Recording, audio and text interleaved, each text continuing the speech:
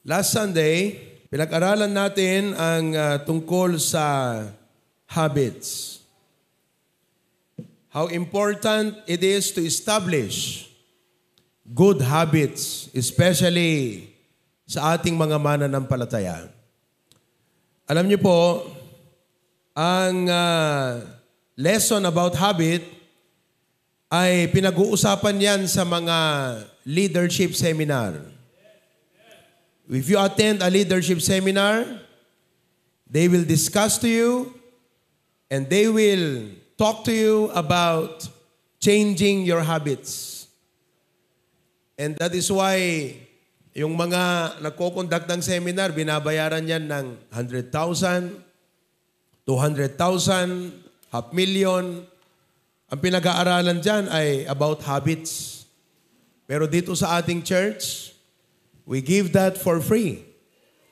Because I believe the most ideal kind of life is the Christian life. Ang pinaka-ideal na buhay ay hindi po yung buhay ng isang millionaire. Because what is million if Christ is not in your life? Naintindihan niyo ba yan? Ano aanhin mo ang milyon-milyon na pera kung wala ang Panginoon sa'yo? I have encountered and met rich people. They have a lot of money, but they don't have Christ. So it's not your money that defines your life. It's the Lord Jesus Christ who gives value to your life. Kunin mo yung sapatos ko. May papakita ako sa inyo, ha? Sabi ko sa inyo, I'm prepared. Kayo, hindi kayo prepared eh. Okay? The ideal life is not a life with a family. May family ba kayo? Ideally, sinasabi mo, pag may misis ako, may mga anak ako, family is life. But what is family without Jesus? Sabi ng iba, an ideal life is a life na may magandang trabaho. May maganda ba kayong trabaho? Do you have a good paying job? Okay? Nasusupply ba ng pangangailangan natin ng ating mga trabaho? Maybe the husband is working. Thank you. The wife is working. Okay? But what is career without Jesus Christ? So the most ideal life, pag sinabing ideal, ang pinaka magandang klase ng buhay ay hindi po yung may maraming pera o yung may pamilya o yung may magandang trabaho. Kundi, kahit sa kabila ng kawalan ng mga ito o sa problema araw-araw, the most ideal life is a life that has Christ in Him. What I have in my hand is a J1. Jordan 1. This was given to me as a gift from one of our professionals. Dalawa na ang J1 ko na binigay ng member natin. Binigay sa akin to, and this is a latest model pero laspag na. Okay? It's a Fly East Jordan 1. Mahilig ako sa Jordan 1. At yung isa, binigyan ako ng Jordan 1 na, ano ba yung blue? What do you call that? Ginagamit yan ng mga nag-skateboard. Okay? Now, who is the person you remember with Jordan 1 shoes? Sinong maalala nyo? Michael Jordan. Ngayon, alam nyo ba that when Michael Jordan was growing up, he was a Converse boy. Converse ang sapatos. Pagkat idol niya si Magic Johnson. Converse ang sapatos ni Michael Jordan. Now, when he became a basketball player, a rising star, during that time, hindi pa siya basketball legend. Okay? He actually tried to negotiate with Adidas. Alam niyo bang Adidas? Sino dito ang mahilig ng Adidas? Di ba? Ayan. Pati ladies, may Adidas na pang babae. Mahilig kayo sa Adidas? Okay. Ngayon, nung inoffer niya ang kanyang sarili sa Adidas at nakinegotiate para gawan siya ng sapatos na pang basketball niya. You know what Adidas did? They rejected him. They denied Michael Jordan. Okay? Because Adidas is a European brand. And Jordan comes from the Western. Tapos, black si Jordan. May racial, tong Adidas? So, they rejected him. Okay? Pagkatapos dyan, lumapit ang Nike kay Jordan. And they offered him a good offer na isuot yung kanilang sapatos na Nike. Alright? Ngayon, after that, pumunta uli si Jordan sa Adidas. Kasi gusto niya yung Adidas ang dadalhin niya. Sabi niya ganyan, alam nyo, inoffer ako ng Nike ng ganito. Na if you can give me an offer near to that, di nyo kailangang lagpasan. Pag kaya nyo kong bigyan ng offer na malapit lang doon, kukunin ko kayo. Kasi gusto ko ang Adidas. Biruin mo yon. But still, they denied him. So dahil dyan, nagsettle down si Michael Jordan sa Nike. So they offered him a contract, giving him a royalty fee of $500,000 every year on a 5-year contract. 5 taon. And so, pumayag, and Nike, they estimated that they were going to earn $1.3 million ang kanilang magiging neto sa loob ng 5 taon. Na sinusuot ni Jordan yung sapatos. Okay, promotion. Ngayon, sinuot niyang sapatos. After about 3 years, Nike gained $130 million. Ganong kabilis. What made a difference with the shoes? Bakit nagtaas ang presyo ng sapatos? O bakit lumaki ang value at marami ang bumili sa sapatos na yon? Bakit? Dahil sa nagsuot. Do you know your value? It's not about your money. It's not about what you possess. It's who is inside your life. Kaya sabi ko sa inyo, ang pinaka-ideal na buhay, hindi ho yung maraming pera. Wala ho yun eh. Kundi pag ng Panginoon Jesucristo ay nasa buhay mo. Okay. Naglaro si Kobe Bryant dito sa Pilipinas. Hindi ba? Naglaro siya dito sa Pilipinas. Ano lang, fun game. Tapos yung ginamit niyang sapatos na maglaro, hinagis niya yon. Tama? Okay. Nasalo yun ng driver ng isang sikat na tao. At binigay sa kanya yung pares kasi nasalo niya yon. Ngayon, namatay si Kobe Bryant. Binibili ngayon sa kanya yung sapatos na hinagis kay Kobe Bryant. Alam niyo kung magkano? 100 million. Ayaw pa rin niya ibigay. 100 million. Ikaw kayang gumamit nun.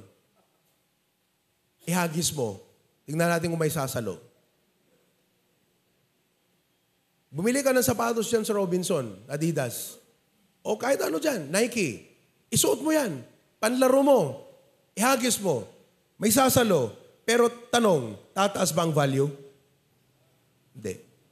Bakit? Nakadepende yan sa gumamit. Kaya ang value ng buhay ng isang tao ay hindi sa haba ng kanyang buhay, hindi sa dami ng kanyang pera, pero kung sino ang gumagamit sa kanya. And I pray that today you realize that your life is nothing if there is no Christ in you. Siya ang magbibigay ng totoong kahulugan, ng totoong value ng buhay mo at kung anuman ang nasa iyo, Panginoon ang magbibigay ng value. Do you have Christ in your life? Have you accepted Him as your personal Savior? Amen po ba? Oh, huwag kang umalis sa lugar na ito ngayong umaga na hindi mo tinanggap si Kristo na iyong sariling tagapagligtas at Panginoon ng buhay mo. Because He is the only one that can turn your life into a meaningful one. Only Jesus Christ. The worst thing for a man is not to die poor, but to die without Jesus. Alam mo ang sabi ng Biblia sa Mark 8:36? Tingnan mo, Mark chapter 8 verse number 36. Ayan o. For what shall it profit a man if he shall gain the whole world and lose his own soul? Ano daw ang mapapala ng isang tao na makamtan? Do you know the word gain? Yesterday, I spoke to almost 300 college students. And the event was a leadership congress. So ang pinag-uusapan dyan, ano pinag-uusapan sa leadership congress? Siyempre, leadership nga eh. Di ba? So ang pag-uusapan dyan, paano maglinis? Di ba? Are you alive? Leadership. Ang pinag-uusapan, leadership. Kasi nga leadership congress yun. Okay? And, I was telling these young people, alam nyo, sabi ko, lahat ng tao, ito dahil labas ng church to, ang sa akin, saved or unsaved, lahat ng tao ay leader sa kanyang sariling kapasidad. We are all leaders. Don't you know you're a leader? If you don't see that you are a leader, sabi ko nga, kasi ang estudyante, pag ito, napansin ko, when you talk about leadership, because hindi nila nakikita yung sense sa buhay nila, yung pinag-uusapang leadership. Bakit? Hindi naman ako leader. Wala naman akong grupo. Wala naman akong team. Hindi naman ako manager. Hindi naman ako boss. Paano ako leader? So habang nagsasalita yung speaker, in fact, may nauna sa akin. Ang lalalim ng mga prinsipyo. Ganda, theoretical. Pinapansin ko, observe ko yung mga estudyante. May nagtitext, may hindi nakikinig, may nagkukwentuhan. Sabi ko sa isip-isip ko, ang gaganda ng mga prinsipyo, pero hindi nila ma-appreciate. Bakit? Kasi hindi nila nakikita sa sarili nila na sila ay either leader at magiging leader. Ngayon, nung ako magsalita, dahil nakita ko yun ang aking tinira. Sabi ko, you attended this congress and seminar because you were required to attend, NSTP. But I hope that after I talk to you, ma-realize ninyo na ang pag-a-attend nyo sa Leadership Congress ay hindi na lang dahil ni-require ka, pero kailangan mo ito. Now, when I talk to young people about being a great leader, ang sagot niyan sa isip Pastor, hindi ko naman iniisip maging leader. Gusto ko lang maging achiever. Anong ibig sabihin ng achiever? May makamtan lang ako. Hindi ko yung pinoproblema yung leader ako. Wala sa akin yan. Basta ang akin lang, may ma-achieve ako. Hindi ba? Kaya nga ang tao ang pinag-uusapan dyan, achieve Mula pagkabata, kunin ko lahat ang aking makukuha. Nagko-close open tayo, di ba? Ngayon, so, gusto kong maging achiever. Sabi ko, okay, puntahan natin dyan. Kung ikaw ay kabataan, gusto mong maging achiever. Sabi ko, you want to be a great achiever, you must first be a leader. You cannot be a good achiever if you are not first a leader. Bakit? Para may ma-achieve ka, alam mo kung sino ang dapat unang i-lead mo sa buhay mo. Do you know?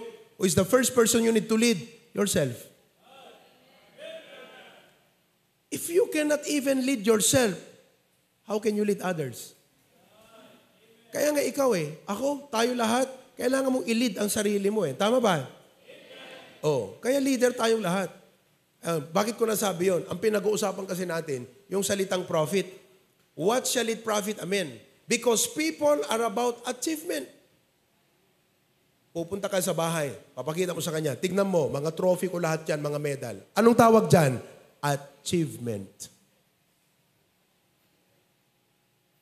Ang tanong ito lang, simple lang.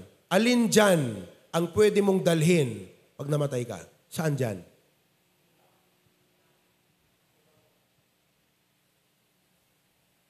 You go to, meron akong napuntahan na bahay na, mahilig naman sa kalapati. Alam niyo yung kalapati? Yung, pigeon racing?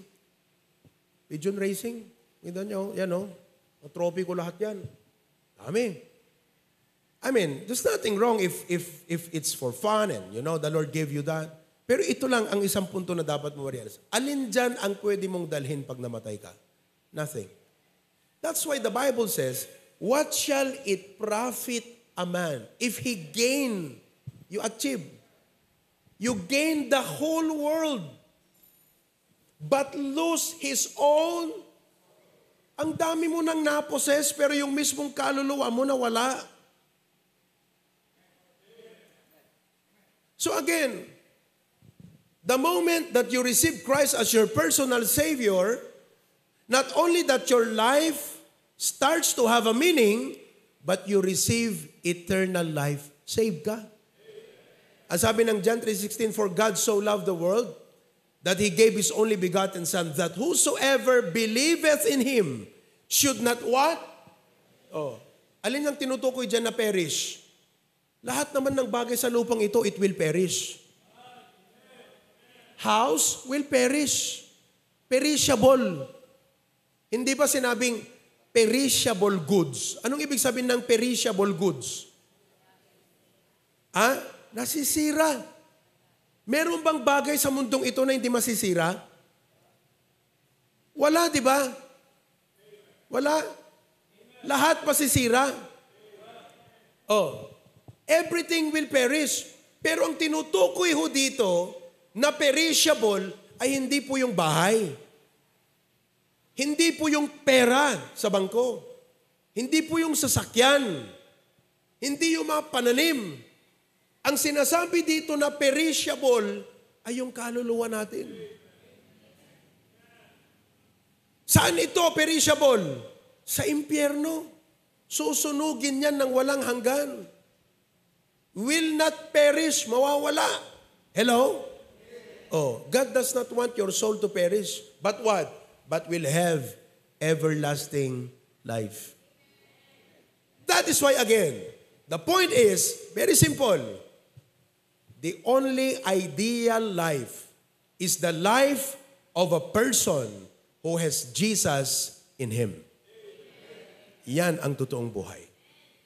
And I can tell you stories upon stories in the Bible, especially sa banal na kasulatan sa New Testament, that there are people who've been persecuted, ang daming mga problema, ang daming suliranin sa kanilang buhay, but they found joy in the Lord Jesus Christ. Maraming mga sakit, maraming mga karamdaman, maraming mga problema sa buhay, but they found their joy and hope in the Lord Jesus Christ. Saan nakadepende ang kaligayahan at pag-asa ng buhay mo? Saan nakadepende? Alam nyo ba, tanungin nyo kay Mayan, kung anong mangyayari sa mundo natin sa 2050. Nasa 2023 pa lang tayo. What do you think will happen to the world in 2050? That is 27 years from now. Tama ba yung aking calculation? 27 years from now, it will be a completely different world. Baka, wala na pong eskwelahan sa 2050. Kaya hindi na relevant ang mga teachers sa 2050. Bakit o? Ngayon pa lang, may ChatGPT na. Paggawa ka ng thesis mo, sabi mo lang kay ChatGPT, give me a 1,000-word thesis on this subject. Bibigyan ka niya. Hindi ba? Anong mangyayari sa 2050? Baka wala nang sasakyan na di gasolina. Pati mga trailer truck, mga kapatid, di baterya na lahat yan. Baka, pati mga pang-race car, pang-race na mga motor, baka baterya na lahat yan. At kung hindi, alam nyo ba, nagagawin na, ewan kung saan banda ng Middle East ito, ang kanilang race, mga kapatid, hindi na sa lupa, sa hangin na. Magre-race yan. Sa hangin. Binuhin mo yan. Marami ang pagbabago. At pag pinag-usapan ng pagbabago, ibig sabihin, yung mga trabaho ngayon, pwedeng mawala na yan in the future. Tingnan nyo nung araw ang pagsasaka, kailangan iti umay agraep, kailangan iti umay ano pa nga doon? Aggapas. Ngayon, may reaper. Di ba? At dapat agraepan di Japan, di Thailand, meron na yan. Makina lahat. So, anong nangyayari? Unti-unting nawawala ang human contribution or human labor. Puro makina. Naunawaan nyo yan? So, iniisip natin sarili natin, grabe, kasanong itong katatlubong nga. That's why they call it the futures of the future. Grabe, no? The futures of the future. Ibig sabihin, in the near future, maraming mga tinitignan na futures. The futures of the future. Isip natin, kasano tayo itong arudan? Alangat kayo madanagan at anatay itong atat daduma ka datayon. Problema nyo pelang, si bibiyag kayo itong atapelang noong 2050? Buhay pa ba kayo sa 2050? Makapatay ka na nung, huwag mo nang problemahin yun. Pero sa mga, ito katulad ng mga batang ito, 27 years from now, buhay pa yung mga yan. Di ba inisip natin, what is about the future? Alam nyo sa atin, hindi ho nakadepende sa mga pagbabago ng teknolohiya ang ating buhay. Nakadepende pa rin yan sa ating Panginoon. Amen? Kaya napakasarap ang buhay na merong Panginoon Kristo at ang buhay na kay Kristo Jesus. Everything in life is variable. Lahat yan nagbabago. Lahat yan ay temporary. But Jesus said, I will never leave thee, nor forsake thee. Hindi kita iiwan. At ang sabi ng Panginoon, that He is the same yesterday and today and forever. That is why the most ideal life is a life that has Jesus Christ in Him. Now, do you have Christ in your life? Kung wala pa si Kristo sa buhay mo, sa araw na ito, tanggapin mo siya bilang iyong sariling tagapagligtas. Huwag kang aalis na hindi mo siya tinanggap sa buhay mo. Amen po ba? Ngayon, pag tinanggap mo na si Kristo, para ang buhay na yan ay magkaroon ng totoong value sa mundong ito, dapat mag-function yan. Bumili ka nga naman ng motor, BMW 2 million, hindi mo naman ginagamit. Anong kwenta ng motor na yun? Sayang. Hindi ba? Bumili ka ng iPhone. May iPhone ba kayo?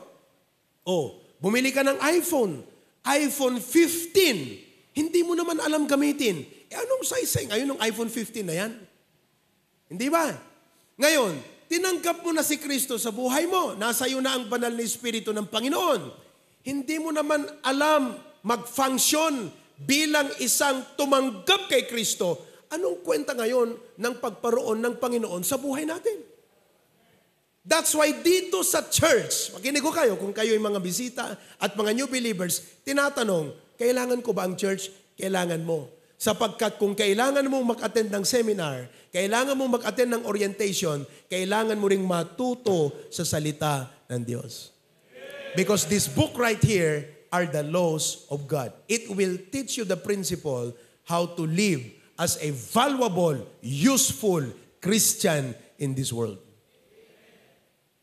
Kaya kahit ikaw ay nasa loob ng tahanan, you are a useful Christian. Nasa trabaho ka, you are a useful Christian. Sa community, you are a useful Christian. Especially in the church, you are a useful Christian. Why? Because you follow the principles of God. At isa dyan sa mga prinsipyo na napakahalaga sa isang Kristiyano ay ang 2 Corinthians 5:17. Buksan natin. 2 Corinthians 5:17. Ano nakalagay? Therefore, if any man be in Christ, pag na kay Kristo ka na, dahil tinanggap mo na siya bilang iyong tagapagligtas, if any man be in Christ, ano daw nangyari? He is a new creature. So pag tinanggap mo na si Kristo, bagong buhay na yan. Kung may bagong lipunan, bagong buhay. Now, sino sa inyo ang may kamuang-muang na noong si Presidente Lakay Marcos ang pinuno ng Pilipinas? Ayan, pakitaas ka ng kamay. May kamuang-muang na kayo noon? O di ba? Meron nung araw yung tinatawag na New Society. Hello? And the New Society will bring a lot of changes. Sa makatuwid, sabi ng ating guest na missionary, nagkukwentuhan kami, alam nyo ba na yung Thailand, yung urban, you call it urban pag syudad, di ba? Rural pag baryo. Okay? The urbanization of the country of Thailand, yung pong plano ng urbanisasyon ng Thailand sa mismong Bangkok, alam niyo po ba, yan po ay galing kay Tatay Marcos. Plano niya pala yun na hindi nangyari sa Pilipinas, pero nangyari sa Thailand. So, kung pala, yung New Society, noong yumaong Ferdinand Marcos na matanda, ay nangyari sa Pilipinas, maraming pagbabago ang nangyari, pero progreso ang naging resulta. Ngayon, ang bagong lipunan ay nakasalalay sa kung sino ang namumuno. Walang bagong lipunan kung walang namumuno na ang konsepto bagong lipunan. Am I right? Because after Marcos, wala namang sinabing New Society na eh. Cory, Fidel, wala nang New Society. Ngayon lang uli ng ating presidente, si BBM, hindi ba? Eto ngayon yan. Pag tinanggap mo si Kristo, hindi bagong lipunan ang nangyari sa'yo. Bagong buhay. Bakit? Because someone new is now in charge of your life. And because Jesus Christ is the King, the President, the person in charge, the Lord of your life, it's now a new life in you na magdudulot ng maraming pagbabago. Ang tawag po dyan, transformation. Kaya walang totoong mangyayaring transformation sa isang tao kung walang bagong buhay. Walang bagong buhay pag wala si Kristo sa buhay. Ang bagong lipunan nakasalalay noon kay Presidente Ferdinand Marcos Sr. Kasi siya yung may isip idea ng bagong lipunan. Ngayon sa buhay mo at sa buhay ko, pag tinanggap mo si Kristo mga kapatid, bagong buhay. At ang bagong buhay na yan, magdudulot ng maraming pagbabago. Pero, ang pagbabagong yan, ang siyang mag-aangat ng buhay natin. Kaya akala ng iba, Kristiyano, relihiyon yan. Pera-pera lang yan. hindi nila nauunawaan that the essence of Christianity is Christ in you. Kaya tanong ko sa inyo, mula nung tinanggap nyo si Kristo sa inyong buhay, may nabago ba sa buhay nyo? Number 2, yung pagbabagong yan, pinagsisisihan mo ba? Nung naalis sa iyo ang bisyo, nagsisisi ka ba ngayon na nawala ang bisyo sa iyo? Ng panginginom, paninigarilyo? Sabi mo ba sa sarili mo, grabe naman naging miserable ang buhay ko mula nung nawala ang bisyo. Alam mo kung bakit nagiging miserable ang buhay ng isang tao na nagtatanggal ng bisyo sapagkat wala si Kristo sa kanya.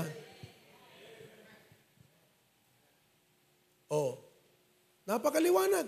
If any man be in Christ, is a new creature. All things are passed away. Aba, kung nagpatuloy yung master plan noong yumaong Marcos, hindi lang ho ganito ang Pilipinas ngayon. Naniniwala ba kayo doon? Hindi po ako nag-advance ng political agenda rito. Ginagamit ko lang ho na ilustrasyon yan. Are you with me? Biro mo yung ginawa niyang, isinimulan niyang, inupisan niyang pagbabago, yung mga road, daan, elektrisidad. Ang dami pagbabago pero tignan mo yung pag-angat ng Pilipinas dahil sa mga bagay na ito. Ang totoong pag-angat ay resulta ng pagbabago na resulta ng pagparoon ng Panginoong Diyos sa ating buhay dahil tinanggap natin si Kristo na tagapagligtas. Ngayon, ang problema sa atin, tinanggap natin si Kristo, pero hindi natin isinabuhay yung kapangyarihan ng Panginoong nasa atin, hindi natin isinabuhay. Yung kapangyarihan at plano at prinsipyo ng Panginoon na nasa atin. Subukan mong isabuhay. Tignan mo mangyayari sa'yo. Kaya dalawang ating pag-uusapan ngayong araw na to. Mamaya tungkol sa generosity, resulta yan ng pagbabago. Ngayon, pinag-uusapan natin yung punctuality. Ang tawag dyan, habit. Yung pagiging on time. Tignan nyo, may mga bisita tayo, on time sila ngayon, on time sila. Lalo pa dapat sa ating Kristiyano. May Panginoon tayo. At lahat ng ginagawa natin, dinadahilan natin na siya. Pag tinanong ka, bakit ka nagpapalda? Dahil sa Kanya. Di ba? Bakit hindi ka na namin nakikita sa, sa aming drinking session? Dahil sa Kanya. Siya pinagdadahilan natin at siya ang talagang dahilan. Kaya dapat, kung siya ang dahilan ng buhay natin, dapat pati sa aspeto ng punctuality, binabago na rin yan ng Panginoon. Hindi lang pagdating sa church, kahit sa trabaho. Every Christian must practice punctuality at all times. Nakakahiya naman na ikaw yung laging late sa trabaho. Tapos sasabihin mo, Baptist ako, nag-aaral ako ng Biblia. Anong sasabihin sa'yo? Wala kang surusuro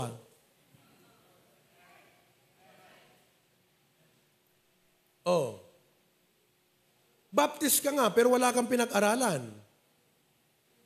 Kaya dito sa atin, di ba? Napakaganda Alam nyo kung leadership seminar ito, natatawa na yung mga nakikinig sa akin Kayo hindi Alam nyo kung bakit? Ang nasa utak nyo, religion. Hindi religion to, prinsipyo ng Biblia to. Baka akala nyo, nasa looban kayo ng simbahan. Hello? This is biblical principle. Kaya pag ikaw, halimbawa, ganito yan ang mindset Pag halimbawa, may pinag-usapan kayong oras. Di pupunta ka na, malilate ka na. Dapat ang iniisip mo, nakakahiya naman, baptist pa naman ako. Dapat ganon. Pag estudyante ka, malilate ka sa trabaho. Dapat ang iniisip mo, nakakahiya naman, malate ako. Baptist pa naman ako. Kasi sa atin bilang Baptist, matindi ang ating pagpapakilala ng ating katauhan bilang Baptist sa mundong ito. You do not first introduce yourself based on your career. You introduce yourself as a Christian. Kaya nga pag first day of classes, di ba? Magpapakilala ka. Ako po si Russell. Ano apelyido mo, Russell? Bernabe. Ako po si Russell Bernabe. Isang believer of Jesus Christ. Isa po akong Baptist. Yun ang sabihin mo. Sa eskwelahan. Hindi yung, ako po si Russell Bernabe, aspiring to become a lawyer. Teka muna. Huwag muna yung pagiging lawyer. Dapat sabihin mo, ako po si Russell Bernabe, isa pong believer of Christ, isa pong Baptist, and aspiring to be a Christian lawyer. Yun ang tamang pagpapakilala ng sarili. Baka magiging abogado ka na. Di ba? Amen? Ako po, halimbawa si engineer, ako po si Blandino Asidera, isang believer of Christ, at ako'y Baptist aspiring to become a Christian engineer. Dapat ganun. Amen? Ibig sabihin, yung buhay mo ngayon ay buhay ng isang Kristiyano. Kaya, ang lahat ng pinag-uusapan dito, kahit anong aspeto tayo mag-usap, mga kapatid, kinokonek lagi yan sa pagiging Kristiyano. Lalong-lalo na sa larangan ng punctuality. Pag pinag-uusapan yan. Amen po ba? Amen. Introduction pa lang to eh. Ang hirap pumasok sa ating lesson, di po ba? Tignan nyo to ha. Ang opposite ng punctuality is tardiness. Ang tardiness may not be an occasional lateness. Yung bang na-late ka due to unforeseen circumstances. Hindi maiwasang mga pangyayari o ganap ng buhay, kaya ka na late. Pero ang tardiness is the habitual practice of being late due to a lack of concern of being on time. Hindi mo binavalue ang oras. Alam nyo, ang isa sa mga resulta ng binagong Kristiyano, alam niyang i-value ang oras. Look, people who don't have Christ in their life, they waste their time. They waste their time on vain things. They waste their time. Pero pag tinanggap mo na si Kristo, nagiging steward ka, maayos ka ng steward, you value time. Kaya pag linggo, yung oras ng pagsamba, hindi mo yan binabaliwala. Hindi mo yan sinasantabi. Hindi mo yan inilalagay doon sa last ng prioridad mo. Sapagkat when you talk about time, it's about priority. Kaya pag linggo, by all means, sinisikap mo, makarating ka sa bahay ng pananambahan. Because you value time. Especially your time with God. You value your time of prayer. Kaya nag-a-attend ka sa prayer meeting. Amen po ba?